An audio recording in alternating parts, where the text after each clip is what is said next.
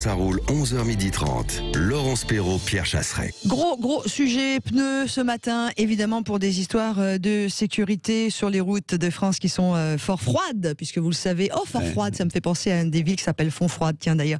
On le sait, mon Pierre, normalement quand on descend en dessous de 7 degrés, nous devons normalement tous avoir des pneus compatibles hiver, parce que le bitume ne réagit pas de la même façon avec l'organe pneu, qui est un organe de sécurité de notre véhicule.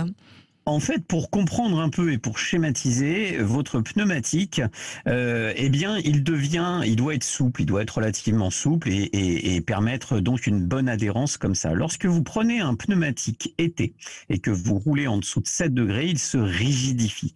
Ça veut dire qu'il va avoir une usure prématurée et qu'au-delà de ça, eh bien, il n'est pas équipé pour avoir une adhérence parfaite à la route. Faut rappeler quand même que le pneumatique, ce qui relie le pneumatique à la route, c'est l'espace de la paume d'une main. C'est quasiment rien.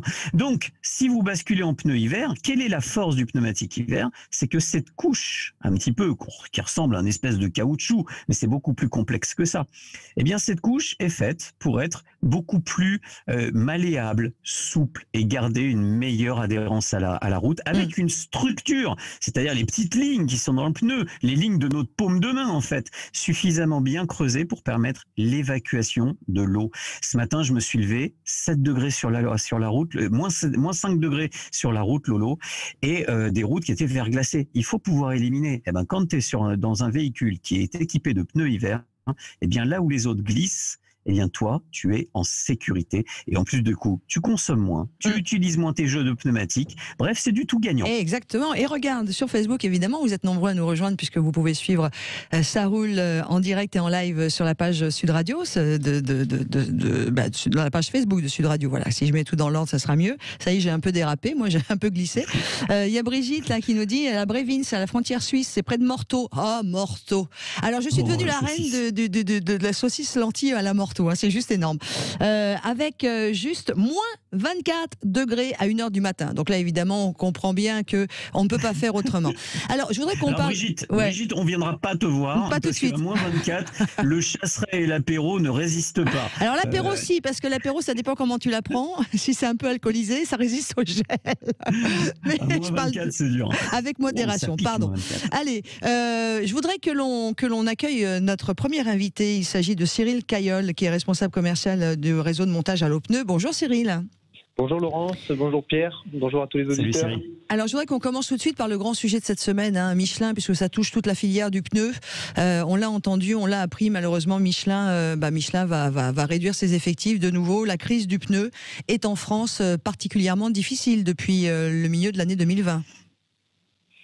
C'est effectivement, on a connu sur le marché une année compliquée. On va dire que avec la crise sanitaire qu'on a pu rencontrer, ça a pas mal perturbé aussi. Les automobilistes ont été moins amenés à rouler sur cette année, donc forcément ça a des répercussions. Oui, des grosses répercussions. Alors, pour faire simple, en fait, un pneumatique Michelin mise sur la longévité, c'est-à-dire qu'on a sur un pneumatique qui peut, alors selon les usages, ne prenez pas ce que je dis, c'est une moyenne, ça dépend des véhicules et de la conduite de chacun, mais vous pouvez traîner un jeu de pneumatique 40-50 000 km sans problème sur un Michelin.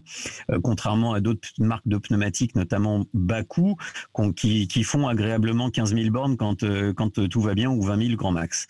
Donc le problème de Michelin, c'est qu'ils ont subi un double effet. Le premier effet qui se coule, qui est pas bon, c'est les gens roulent moins, donc les 15 000 bornes annuelles par voiture, ils n'ont pas été faits. Donc forcément, si on roule moins, les pneumatiques, on les change moins, c'est la palisse.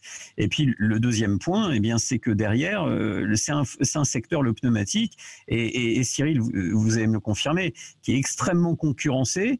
Et moi, ce qui me gêne, c'est que c'est concurrencé avec des pneus qui sont alléchants pour des gens qui n'ont pas beaucoup de sous, parce qu'ils sont moins chers, sauf qu'au final, ça revient plus cher à la facture, parce que ces pneumatiques ont une usure prématurée. Et est-ce que vous le constatez, ça un petit peu dans les pneumatiques que vous vendez, cette baisse du coût qui est allouée par l'automobiliste pour aller vers des pneumatiques? Disons qu'aujourd'hui, on a pu voir, en fait, on constate qu'aujourd'hui, le prix des véhicules ces dernières années ont quand même augmenté, puisqu'il y a des véhicules toujours plus gros, avec une technologie plus importante. Et parallèlement à ça, le coût du pneumatique, parce qu'il y a une technologie aussi très poussée, très pointue, lui aussi a été amené à fortement augmenter. Ce que travaille Michelin principalement, il travaille autour de la sécurité, ce que vous disiez tout à l'heure. C'est-à-dire que l'enjeu premier de Michelin, c'est de dire du premier au dernier jour, selon la période durant laquelle vous allez utiliser votre pneumatique, il faut que la performance du pneumatique reste identique. Et donc c'est un point qui est très important, et c'est ce que travaille Michelin, d'où la nécessité de travailler cette longévité, cette performance. Ouais, ce qui est important. Et je vous coupe, hein, mais c'est exceptionnel, parce que j'ai eu la chance de tester ça, et effectivement, un pneumatique usé Michelin à hauteur de 20-30% garde la même efficacité que neuf, et ça c'est extraordinaire. Et puis c'est vrai qu'ils sont dans les hautes technologies, qui mettent beaucoup d'argent dans la recherche, mais enfin on sait aussi, malheureusement, ils ont annoncé quand même pratiquement 2300 postes qui vont être réduits sur à peu près 21 000 que compte l'entreprise partout en France. Alors si vous êtes touché, si vous avez envie de vous exprimer, vous savez que Sud Radio est votre radio aussi pour cela. C'est important, n'hésitez pas, puisque vous êtes du côté de Clermont-Ferrand, où l'on écoute d'ailleurs Sud Radio sur le 88.1. Et alors juste après, on va, si tu veux bien mon Pierre, évidemment continuer d'évoquer cette réalité du marché du pneu, mais c'est vrai que vous, Cyril Cailleul, qu'on a cette particularité des pneus asiatiques qui sont en train de, excusez-moi l'expression, mais de faire déraper toute la filière auto et pneumatique, surtout européenne et particulièrement française. Il faut savoir qu'aujourd'hui, effectivement, on constate l'arrivée de pneumatiques asiatiques. Après, il faut bien différencier en fait les typologies de produits. Vous avez certains produits sur lesquels on va dire que le pneumatique asiatique, il a une technologie d'une génération précédente. Les manufacturiers premium proposent en fait une technologie qui est vraiment à la dernière pointe. Et ensuite, vous avez effectivement ce qu'on pouvait retrouver il y a 5-7 ans, se retrouve en fait plus sur le pneumatique asiatique. D'accord. Alors question. Ouais, sauf qu'on a, on a une problématique quand même, c'est que au final, on est sur des pneumatiques qui durent moins longtemps, qui offrent moins de sécurité, et donc qui reviennent. Moi, j'avais fait l'étude avec 40 millions d'automobilistes, l'association, et on s'était remarqué, on avait remarqué avec, on s'était rendu compte et avait remarqué que le pneumatique finalement, il finissait par te coûter plus cher, Laurence, si tu prends un pneumatique de mauvaise qualité, parce que tu le changes plus souvent, tu as les coûts de main d'œuvre, le fameux parallélisme, etc. Et au final, ça te coûte plus cher. Donc, il vaut mieux aller sur des pneumatiques un peu qualitatifs. En parlant d'argent, du coup, Pierre, et vous aussi, Cyril Cailleul de allopneu.com, du coup, le sujet d'aujourd'hui, c'est, on le sait, on nous demande régulièrement de changer nos pneus au moins. On devrait avoir 2 jeux de pneus par an, c'est-à-dire un jeu pour plus de 7 degrés quand les températures sont à plus de 7 degrés à cause du revêtement, et moins de 7 degrés. Donc là, on est dans la période où on devrait normalement à peu près tous avoir, parce que même encore s'il faisait à peine 9 degrés l'après-midi, en gros on devrait tous avoir des pneus hiver à partir de maintenant. Mais ça veut dire qu'il y a un surcoût. Donc si on nous dit les Français achètent moins de pneus ou les Européens achètent moins de pneus parce qu'ils préfèrent, pour une raison de budget, acheter des pneus asiatiques qui sont moins chers, quid de avoir 2 pneus? Bah oui, mais la question je la pose. Comment on fait? Non, mais je pose la question, regarde, financièrement, comment on fait?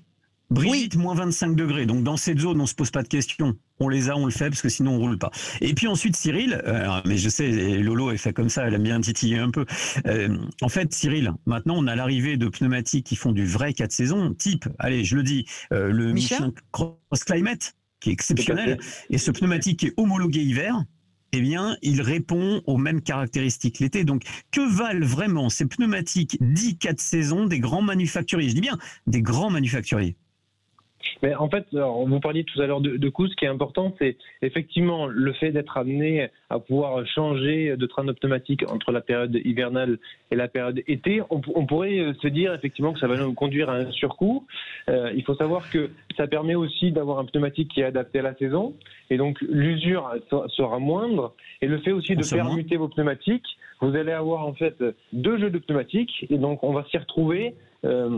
puisque vous allez pouvoir conserver vos pneumatiques plus longtemps.